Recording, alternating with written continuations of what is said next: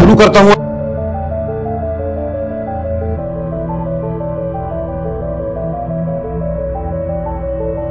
इब्ने बादशाह। दोस्तों, आज हम बात करेंगे जो मुल्क में मौजूदा सूरत हाल चल रही है उसके बारे में।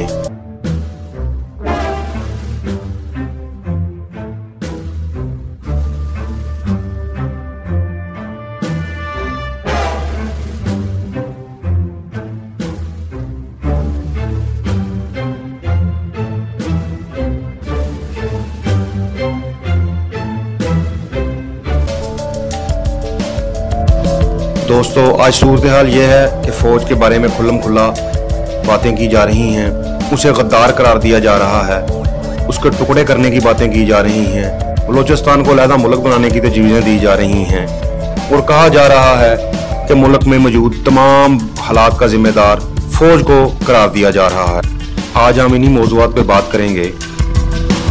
यारो, अजीब इत्तेफाक है कि हमारे मुल्क में सियासतदान अलानिया अपनी ही फ़ौज के खिलाफ बाहर निकल आए हैं, वो भी ऐसे वक्त में जब पाकिस्तान का दुश्मन भारत पाकिस्तान के कई टुकड़े करने पर तैयार बैठा है। वो कह रहा है कि पहले 2 टुकड़े किए थे, अब 10 करूंगा, 15 करूंगा।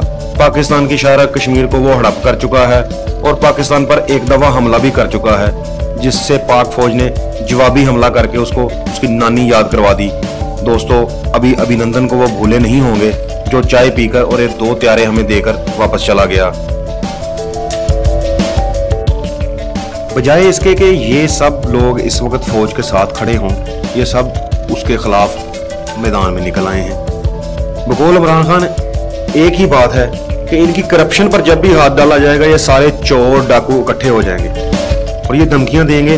और धमकी देने का इनका स्टाइल क्या होगा कि ये सबसे पहले मुल्क के अदारों को ललकारेंगे, ये फौज पर उंगली उठाएंगे, ये अदलिया पर उंगली उठाएंगे, ये एस्टेब्लिशमेंट को गद्दार कहेंगे। और यही इनकी पॉलिसी है कि अपनी करप्शन से ऐसे ही बच सकते हैं कि अगर ये अदारों को खौफजदा कर दें। और अपनी औकात इनकी ये है कि पीपल पार्टी के बानी जनाब मोहतरम जुल्फकार भुट्टो साहब अयूब खान को, डिक्टेटर अयूब को डैडी कहते थे, और मियां मोहम्मद नवाज शरीफ साहब जो कि इस वक्त मर्द हुर्र और मर्द जमहूरियत बने हुए हैं, इनको जनरल जिनानी और डिक्टेटर ज़िया ने सियासत की चूसनी पिलाई। और जनाब मौलाना फजलुर रहमान साहब जो कहते हैं कि उनके बगैर रियासत का तसव्वुर ही मुमकिन नहीं, वो पहली बार इक़्तिदार से बाहर हुए हैं और उनको ये हजम नहीं हो रहा। बाकी इनके दुम छल्ले इनके इर्द गिर्द भंगड़े डाल रहे हैं। मौलाना फजलुर रहमान जो PDM के सदर भी हैं, उन्होंने तो बराह रास्त फौज को ललकारते हुए कहा था कि तुम्हारा हम वो हशर कर देंगे जो अफगानिस्तान में अमरीकी फौजियों का हुआ। आप इस बेगैरत की बात सुने कि अफगानिस्तान में लड़ने वाले वो कफार थे जिनको इस्लाम के नाम पर तालिबान ने अपने मुल्क से निकाला, वो काबज थे। और ये जिस मुल्क में रहता है, जिसका खाता है, उसकी ही फौज को ये कह रहा है कि हम तुम्हारा हशर नशर कर देंगे। यानी कि बेगैरती की आप उनकी लेवल चेक करें कि अपनी ही फौज को कह रहे हैं कि हम तुम्हें मजा चखा देंगे, तुम्हारा हशर नशर कर देंगे। आप मुझे बताएं, क्या ये मुसल्ला बगावत की तरफ इशारा नहीं? क्या ये अपने ही मुल्क और फौज के खिलाफ खड़े हो जाना और गद्दारी करना और रियासत के अंदर रियासत बनाना नहीं? PDM ने जो पहला जलसा गुजरांवाला में किया, उसमें हमारे 3 दफ़ा के वज़ीर आज़म, 2 दफ़ा पंजाब के वज़ीर आला मियां नवाज शरीफ साहब ने पाकिस्तान के सुप्रीम कोर्ट के लार्जर बैंक से ताहयात नाअहल होने के बाद, नैब अदालत में करप्शन पर कैद की सजा हो जाने के बाद और पूरे पाकिस्तान के सिस्टम को दगा देकर बाहर भाग जाने तक अपनी सारी चीजों का मलबा जो है वो पाक फौज पे डाल दिया। उन्होंने पाक फौज के सरबराह और खुफिया एजेंसियों के सरबराहों का नाम ले लेकर कहा कि आपने मुझे इक़्तिदार से निकाला, मुझे क्यों निकाला, वोट को इज्जत दो। यानी कि वोट, इनकी वोट की इज्जत ये है कि इनको वजीर आज़म बना दिया जाए, इनके खानदान को ना छेड़ा जाए, इनके बच्चे, इनके रिश्तेदार, मतलब जो लूटमार कर रहे हैं उनकी तरफ उंगली ना उठाई जाए, तो सब कुछ ठीक है। अगर इनकी तरफ आप उंगली उठाएंगे, इनकी करप्शन पकड़ेंगे, इनकी धोखाधड़ियां पकड़ेंगे, इन्होंने जो माल खाया पाकिस्तान का, गरीब लोगों का जो ये पैसा लेकर भागे, अगर आप इस पर बात करेंगे तो फिर पाक फौज भी गद्दार है, ये इस्टेब्लिशमेंट भी जाली है, ये अदलिया भी जाली है, ये नैब के केसेस भी जाली हैं, और ये खुद बाहर बैठकर अपने वो बबलू डब्लू को भी साथ ले गए, बाहर बैठकर हमारे बच्चों को कह रहे हैं बाहर निकलो, गोलियां खाओ। क्या है, 2-3 दिन 4 दिन महीने आप जेल में रह भी लोगे तो क्या हो जाएगा। यानी कि मैं हैरान हो जाता हूँ कि ये बिल्कुल ही पाकिस्तानी अवाम को गधे समझते हैं। इनको इतनी अकल नहीं है कि हम ये भी समझ सकते हैं कि ये अपने बच्चों को लेकर बाहर चले गए और हमारे बच्चों को कह रहे हैं कि यहाँ पर डंडे सोटे खाएं। दोस्तों, मैं आज आपको ये बात बता दूं कि ये दूसरा अल्ताफ हुसैन बनने जा रहा है। अगर आज हमारी अवाम ने, पाकिस्तान की अवाम ने और पाकिस्तान के इदारों ने इसे रोका ना, तो ये वही हाल कर देगा पंजाब का जो किसी दौर में अल्ताफ हुसैन ने कराची का किया। तो उसकी एक कॉल पर पूरा कराची बंद हो जाता था, वहाँ पे आज़ादाना कारोबार नहीं किया जा सकता था। तो ये पंजाब का भी वही हाल करने जा रहे हैं। मगर मुझे यकीन है कि पाकिस्तानी अवाम बहुत समझदार है और पाकिस्तान के अदारे जो हैं वो बहुत प्रोफेशनल हैं, वो उनको ऐसा करने नहीं देंगे। इनकी कोशिश पूरी है कि किसी तरह फ़ौज को इतना बदनाम कर दिया जाए कि पाकिस्तान की अवाम ही अपनी फ़ौज के ख़िलाफ़ उठ खड़ी हो। मगर दोस्तों, ये याद रखिएगा कि कुफर के ख़िलाफ़ पहली फ्रंट लाइन जो है वो पाक आर्मी है, और ये पाकिस्तान जो है इसने 80,000 लोगों की कुर्बानियाँ देकर अंग्रेज़ों से ऐसे ही आज़ादी हासिल नहीं की थी, इन जैसे बेगैरतों के लिए आज़ादी हासिल नहीं की गई थी कि ये यहाँ पे हुक्मरान हों और माल खाएं और अपनी जायदादें बाहर के मुल्कों में बनाएं। ये पाकिस्तान इसलिए हासिल नहीं किया गया। PDM का दूसरा जलसा कराची में हुआ। अब वहाँ सुन ले क्या हुआ। वहाँ पे एक साहब फरमा रहे थे उर्दू को कौमी ज़बान नहीं रहने देना चाहिए।